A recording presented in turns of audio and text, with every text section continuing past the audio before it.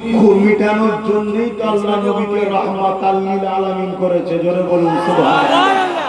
নাই কিসের জন্য করেছে? দেখাবার জন্য, পুরো একটা ভিডিও সমস্যা সমাধান করার জন্যই তো রহমত দরকার। ভিডিওটা নিলে পুরো হ্যাঁ, তো লোক আছে সবার ভিডিও। আমরা সারা জীবন দোয়া করেছি আল্লাহ তোমার রহমতে এই হও, তোমার রহমতে এই করো।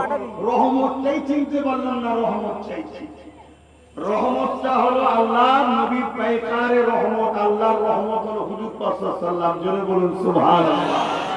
অতএব যার সাথে হুজুর আছে তার মানে আল্লাহর রহমত আছে, আর যার সাথে হুজুর নেই আল্লাহর রহমত নেই। তো হুজুর পাক সাল্লাল্লাহু আলাইহি ওয়াসাল্লামের উপরে দরুদ করো। গিয়ে ঈশান নামাজ পড়ে গোসল করে হাতের গোলাপ দিয়ে ঈশান নামাজ পড়ে দরুদ পড়া, ও দরুদ আলাদা দরুদ হচ্ছে।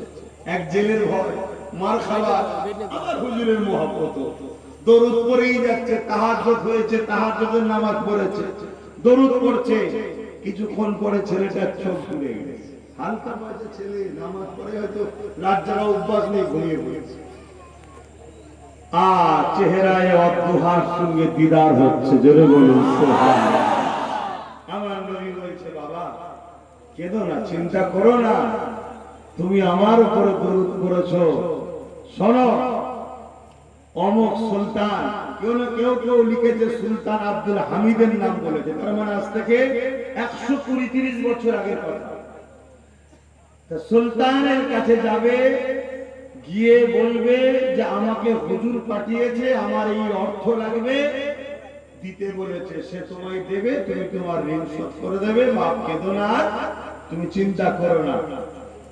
তখন খবরের মধ্যেই বলছে, হুজুর আমি যদি সুলতানের দরবারে যাই, আমার মতো গরিবকে কি ঢুকতে দেবে না, বিশ্বাস করবে? তখন বলবে সুলতানকে যে নবী পাঠিয়েছে, নবী পাঠিয়েছে। হুজুর যদি নবী আপনার কথা বলি, সুলতান তো আমাকে আঘাত দেবে যে তুমি তোমার প্রয়োজনের জন্য নবীকে খারাপ জায়গায় ব্যবহার করছো। তখন আল্লাহ নবী বললেন, শোনো বাবা, আমার সাথে সুলতানের একটা ভালোবাসার কানেকশন আছে, যেটা কেউ জানে না। তোমাকে আমি এই রাজটা বলছি, সুলতানের পরিবারও জানে না। আল্লাহ তো জানে, আল্লাহর কথা নতুন করে বলতে হবে মুমিনের কাছে, এটাই লক্ষ্য করো। মুমিনের কাছে যদি বলতে আল্লাহ জানে, এটাই তো দুঃখ যে কিসের মুমিন এগুলো। আপনারা ফতোয়া পড়েন না, মুমিন যদি জবাই করে ফেলে বিসমিল্লাহ বলতে ভুলে যায়, এটা খাওয়া যায় জানেন? কেন মুমিনের অন্তরে বিসমিল্লাহ আছে, ও বেখিয়াল হয়ে গেছে। কিন্তু অমুসলিম বিসমিল্লাহ বললেও খাওয়া যায় না, কারণ ওর অন্তরে আল্লাহ নেই। কি দুঃখ, ওয়াজ করার জায়গাও নেই। যারা মাদ্রাসার চৌকাঠে পা দেয় না, তারা এখন ফতোয়াবাজি শুরু করেছে। রহমকার নয়, আল্লাহ আমাকে যেটুকু দিয়েছে, স্কুল থেকে মাদ্রাসা থেকে দুনিয়াবি মানে মানুষ আলেম ওলামা সোহবতে বসে সার্টিফিকেট যেটুকু আছে, দৌড় হাদিস এমএম করা আছে, পাশাপাশি কিছু এলেন, সব কত রাজ বলা ঠিক না, কিছু এলেন যেটা কোন মানুষের পক্ষ থেকে আসে না, অটোমেটিক দিলের মধ্যে আল্লাহ উদয় করে দেয়, ইলমে লাদুনিয়া যেটাকে বলা হয়। তো যাক, আমি যেটা বলতে চাইছি, সেই রাজ হলো এটা।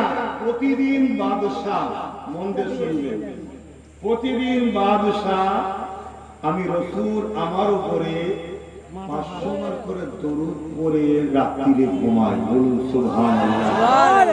আজকালকার এরকম কোন মুসলিম নেতা আমাদের আছে?